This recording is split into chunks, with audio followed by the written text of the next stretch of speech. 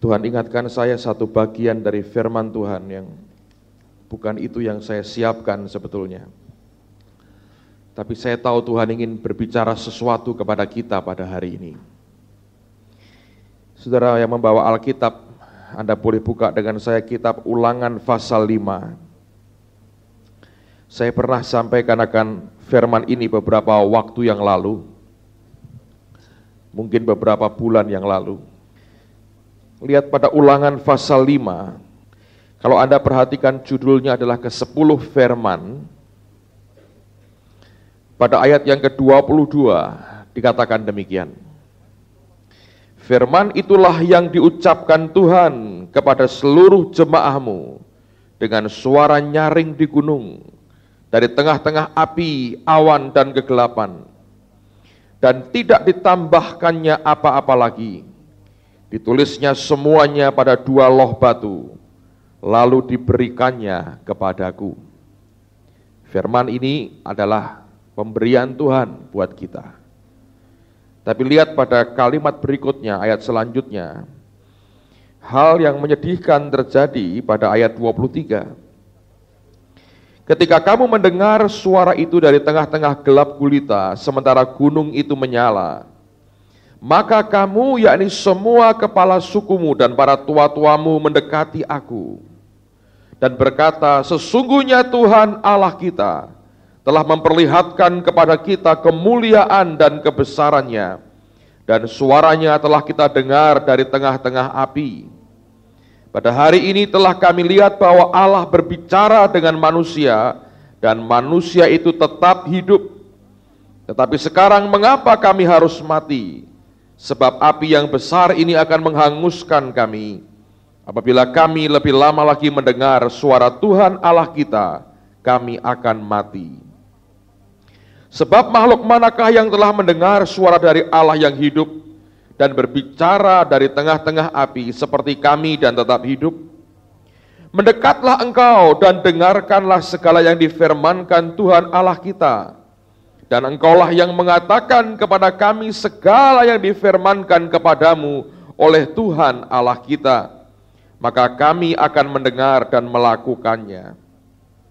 Ketika Tuhan mendengar perkataan itu, sedang kamu mengatakan kepadaku, maka berfirmanlah Tuhan kepadaku, telah kudengar perkataan bangsa ini yang telah dikatakan mereka kepadamu.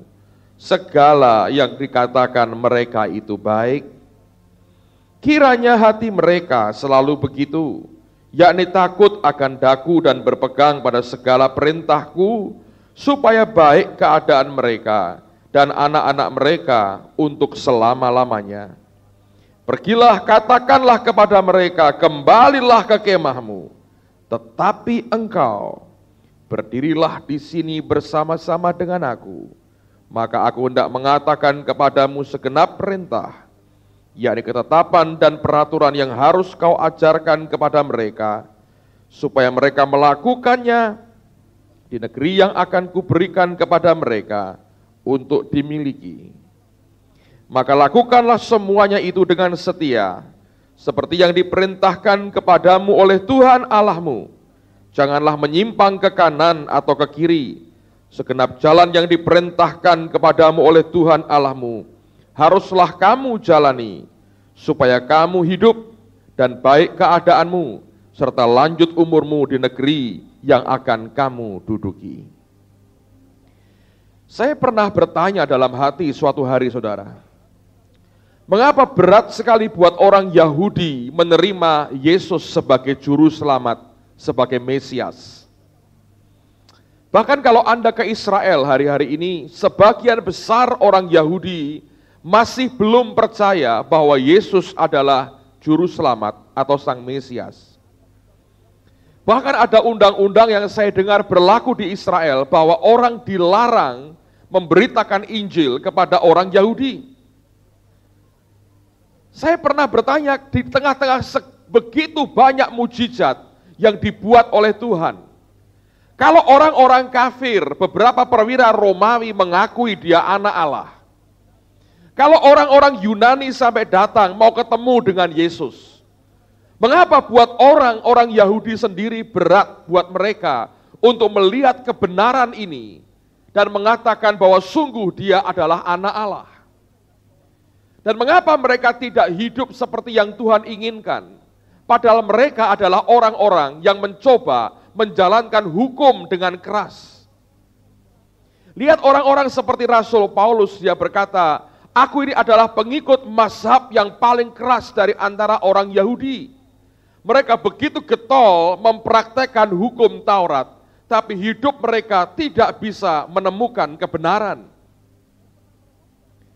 Saya pernah merenungkan mereka punya begitu banyak lembaga pendidikan, begitu banyak para rabi-rabi yang begitu hebat. Tapi mengapa sampai mereka tidak atau belum bisa menemukan kebenaran yang di dalam Kristus Yesus? Padahal otak mereka begitu luar biasa, kitab nabi-nabi di tangan mereka, 10 perintah Allah bersama dengan mereka. Tapi mengapa mereka tidak bisa hidup di dalam kebenaran? Sampai suatu kali, saya masih ingat ayat ini saya baca ketika saya di Seattle, saudara, pada akhir tahun yang lalu.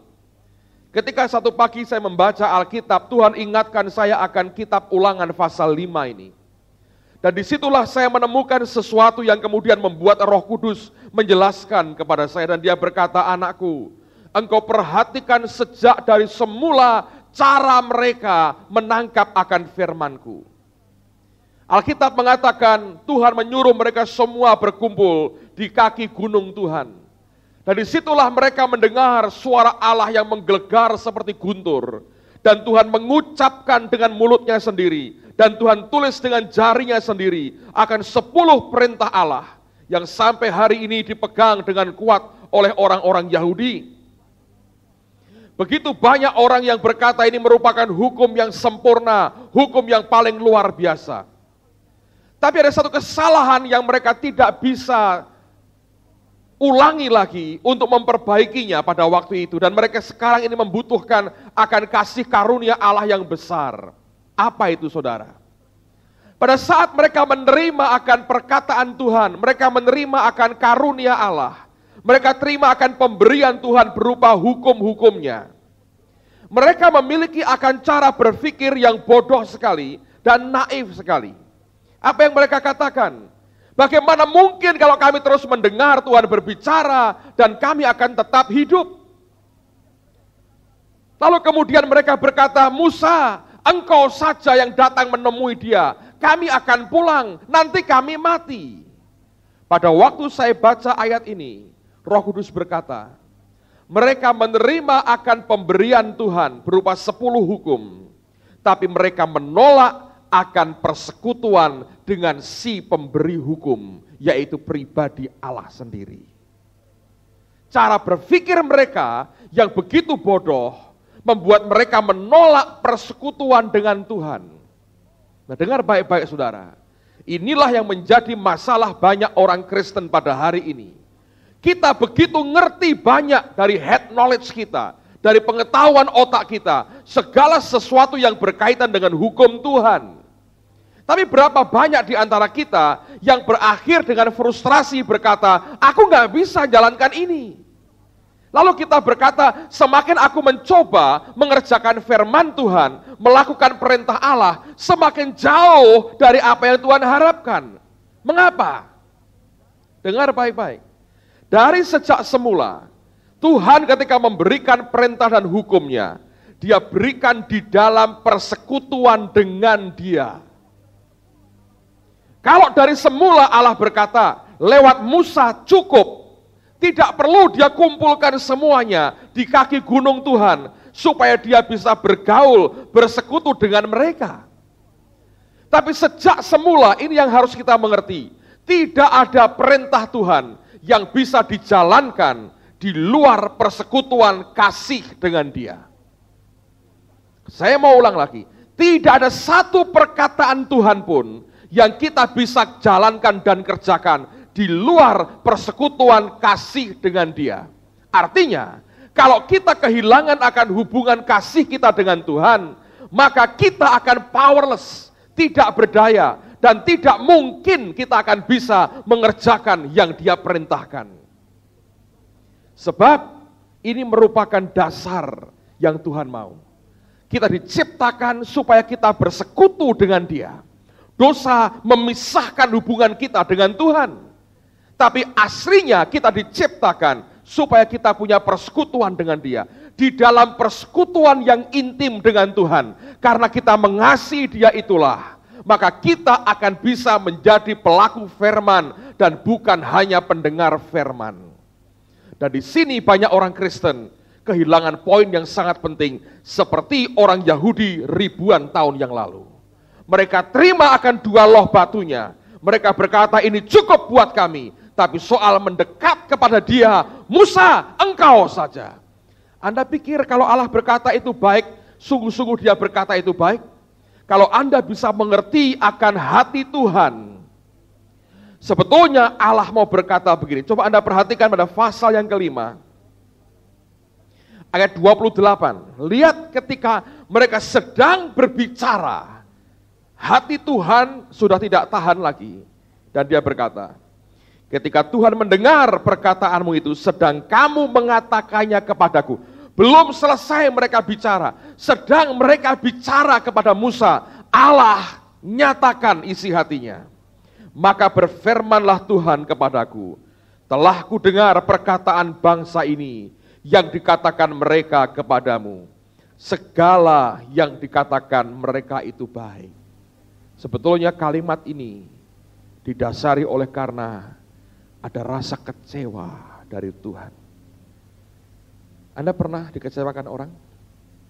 Anda memberi nasihat yang baik sekali ya? Anda berkata, mungkin saudaramu atau apa ingin beli sesuatu, Anda berkata jangan, ini barang tidak baik, ini aja. Tapi orang itu begitu ngotot, sehingga apa nasihat yang baik yang keluar dari hidupmu diabaikan. Dan terakhir engkau berkata begini, ya baik. Anda tahu kata baik itu sebetulnya karena hatinya sakit. Dia bilang, ya segala yang dikatakan itu baik. Kalau Anda baca bahasa Inggrisnya, kalimat berikutnya Tuhan berkata begini, oh kiranya hati mereka selalu begitu, yakni takut akan daku dan berpegang pada segala perintahku, supaya baik keadaan mereka dan anak-anak mereka untuk selama-lamanya. Anda bisa baca akan hati Tuhan. Dia bilang, ya baik Musa, baik. Oh, sekiranya hati mereka selalu begitu. Dan Tuhan berkata, oke, suruh mereka pulang. Gak apa-apa, suruh mereka pulang Musa. Tuhan ngerti ini bangsa tegar tengkuk. Dia bilang, suruh mereka pulang. Tapi engkau, kamu di sini. Yang lain mau pulang. Suruh mereka pulang. But you, engkau di sini Musa. Nangkep saudara. Sejak itu tidak pernah orang Israel bisa melakukan hukum Tuhan. Mereka menolak persekutuan dengan Allah. Nah, sekarang perhatikan. Di sini Anda bisa ngerti perkataan Yesus. Yohanes 14 ayat yang ke-15. Yohanes pasal yang ke-14 ayat yang ke-15.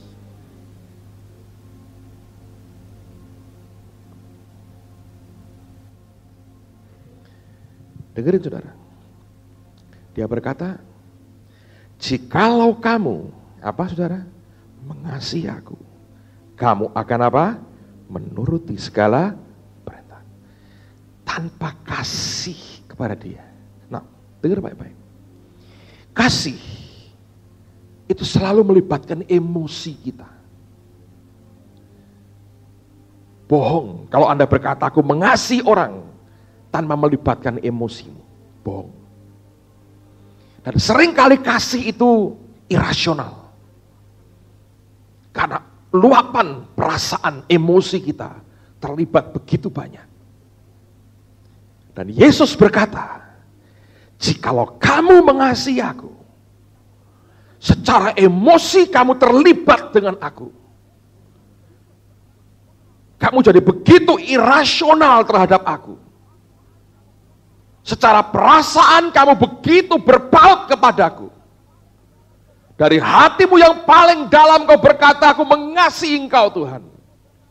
Jikalau kamu mengasihi aku, kamu akan menuruti apa?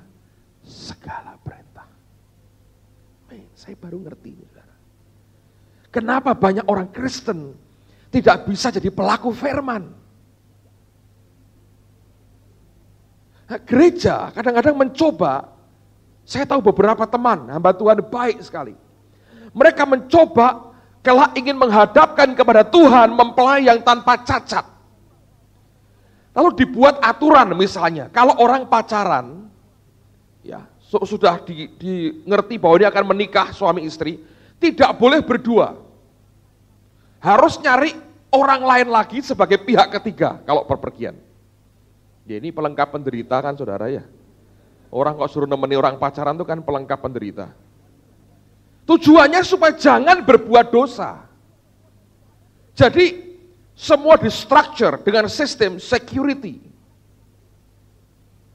Bayangin, kamu bagian apa? Keamanan.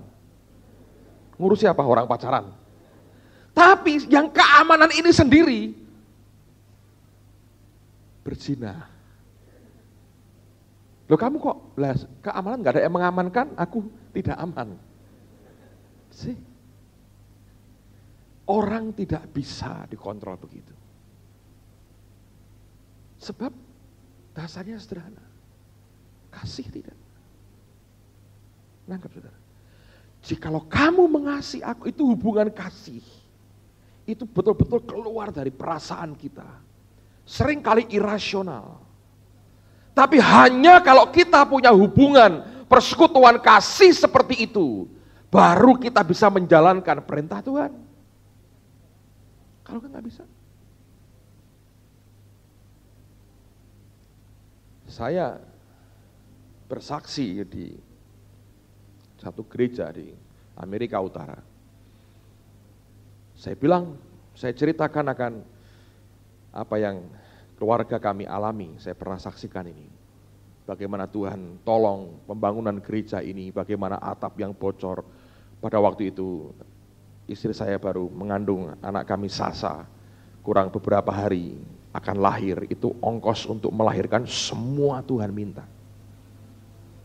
Ada jemaat yang protes, berkata begini, dengan pendetanya, dia bilang, Pak, kami ini tinggal di Amerika Utara, negara Barat, kami sangat rasional, yang kesaksian begitu, nggak bisa Pak di sini Pak, nggak bisa saya terima. Pendetanya takut saudara, sama jemaatnya datang ke saya, bukannya menjelaskan ke datang ke saya. Iya Pak, ini rasional. Saya bilang, kenapa rasional? Ya kami tinggal di Amerika Utara. Saya bilang tidak perlu tinggal di Amerika Utara. Di puncak gunung, di alas roban, saya berkata, orang akan berpikir yang sama. Dia kaget. Tidak perlu sekolah intelek. Tidak sekolah pun akan berpikir persis kayak jemaatmu itu. Sebab itu bukan rasional. Itu pikiran daging, saya bilang. Semua orang yang pakai otak nalar, saya berkata, juga tidak akan begitu. Pertanyaan saya adalah, kamu cinta enggak dengan Tuhan Yesusmu? Sederhana. Sebab manusia cenderung cinta dirinya sendiri dan tidak mau cinta kepada Tuhan. Apa akibatnya saudara? Kita enggak punya persekutuan dengan Dia. Sehingga hukumnya pun tidak bisa dijalankan dalam kehidupan kita. Nangkap saudara? Jikalau kamu mengasihi aku, kata Yesus, kamu akan menuruti segala perintahku. Saya membuat tulisan sebenarnya. Ini ringkasan dari beberapa cuplikan. Kalau Anda cari, Pak bukunya namanya, ini melibatkan banyak buku saudara. Tapi saya cuplik karena ini omongan, perkataan dari orang yang sama. Kalau Anda bisa cari di toko buku, ada tulisan dari A.W. Tozer. A.W. Tozer. Saya tahu beberapa sudah diterjemahkan dalam bahasa Indonesia. Tapi kalau Anda bisa bahasa Inggris minimal pasif, Saya rekomen saudara untuk cari buku-bukunya. I think saya punya buku yang cukup lengkap dari Tozer. Kenapa? Karena orang ini ketika saya baca tulisannya, saya berkali-kali berkata, sepertinya dia bisa mengartikulasikan apa yang di dalam hati saya. Nangkap saudara? Dia bisa menyatakan, menulis, mengungkapkan dengan kata-kata apa yang di hati saya. Dan orang ini dikenal sebagai nabi pada abad yang ke-20. Dia punya hubungan pribadi dengan Tuhan yang luar biasa di kalangan orang Injili, bukan orang karismatik. Tapi dia dikenal dalam kalangan orang Injili sebagai kelompok yang mistik. Ya, dia cerita soal ketemu Tuhan, soal hubungan dengan Tuhan, yang orang-orang sekitarnya nggak mudeng dengan apa yang dia omongin, saudara. Tapi orang ini terus nulis dan perkataannya seringkali tajamnya luar biasa. Tapi saya suka dengan orang ini, saudara. Kalau Anda baca tulisannya, Anda akan lihat kedalamannya dia dalam mengenal Tuhan. Itu luar biasa. Saya akan bacakan apa yang saya cuplikkan ini, saudara. Karena saya tahu ini pesan Tuhan juga buat setiap kita. Dia berkata begini, if there is grief in heaven, I think it must come from the fact that we want God's gift, but we don't want God Himself. Dia berkata kalau seandainya ada duka di surga, dan dia tahu tidak ada duka di surga. Seandainya ada duka di surga, saya rasa itu datang dari suatu kenyataan bahwa kita mengingini akan pemberian Tuhan, tapi kita tidak mengingini Tuhan itu sendiri. So many are busy using God. Ada begitu banyak orang yang sibuk memanfaatkan, menggunakan Tuhan. Use God to get a job, memakai Tuhan, menggunakan Tuhan untuk mendapatkan pekerjaan. Use God to give us safety, menggunakan Tuhan untuk memberikan rasa aman kepada kita.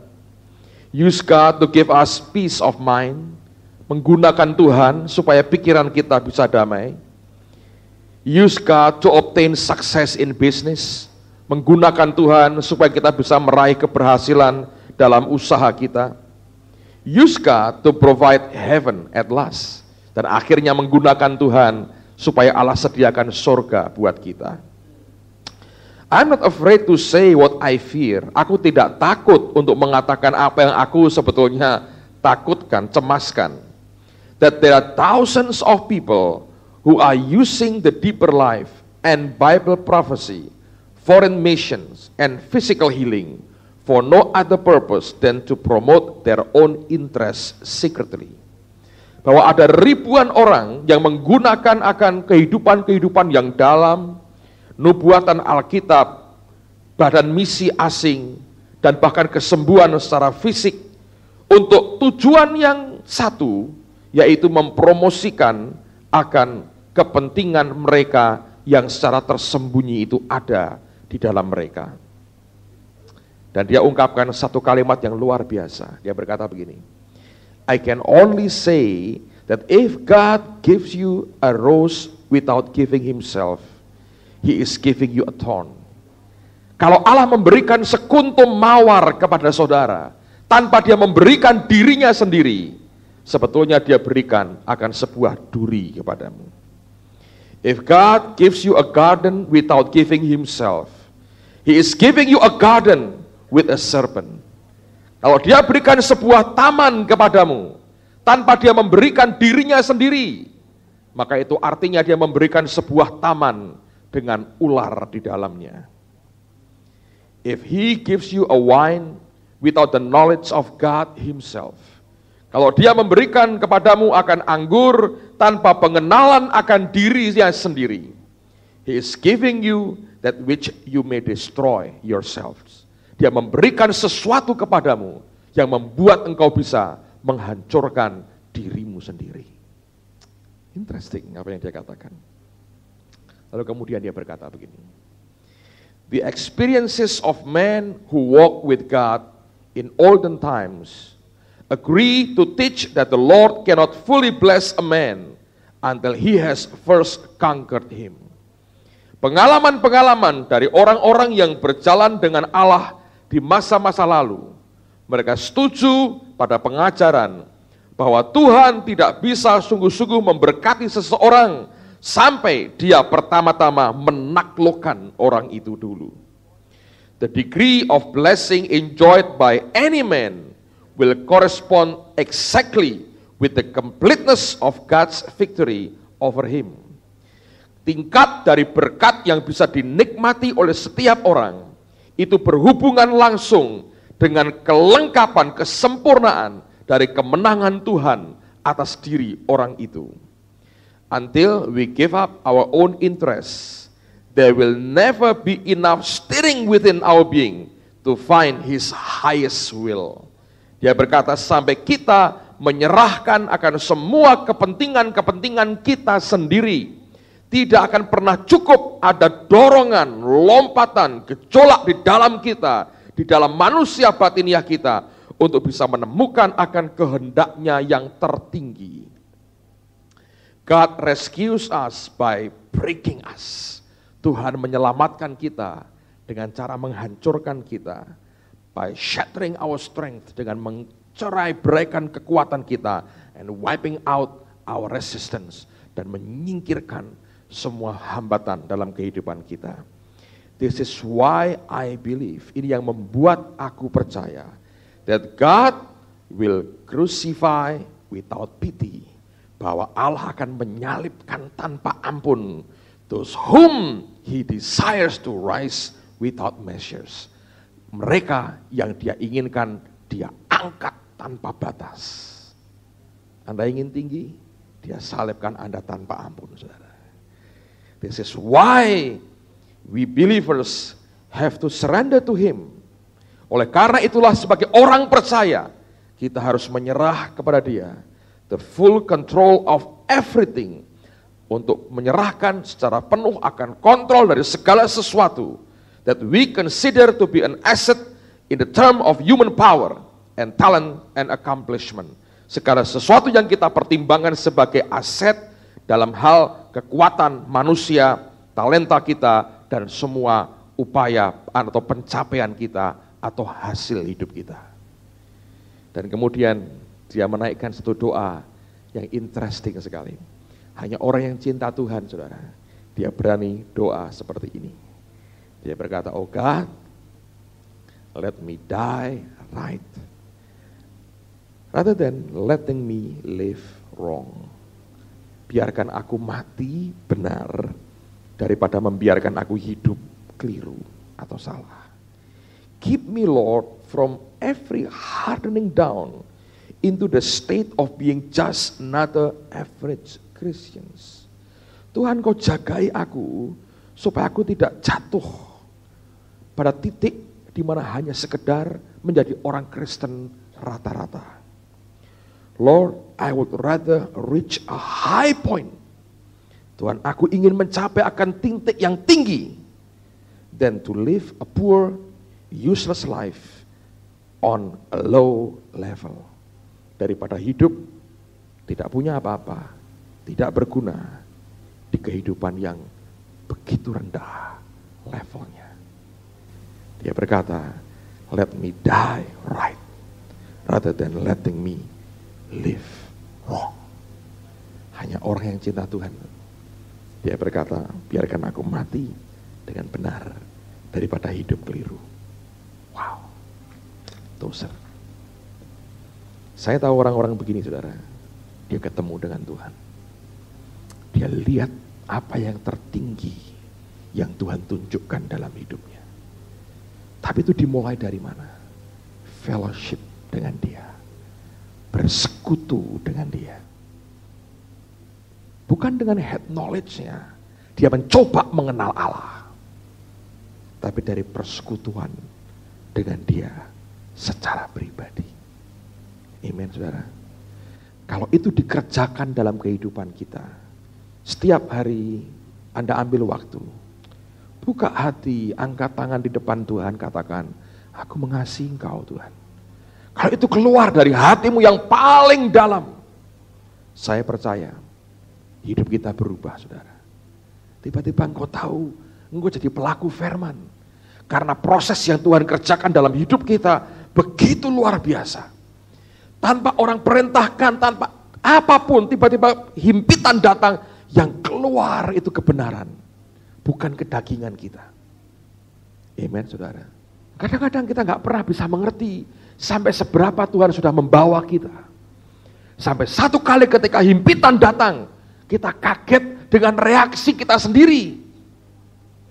Anda berkata, hei, mengapa aku bisa bereaksi seperti ini?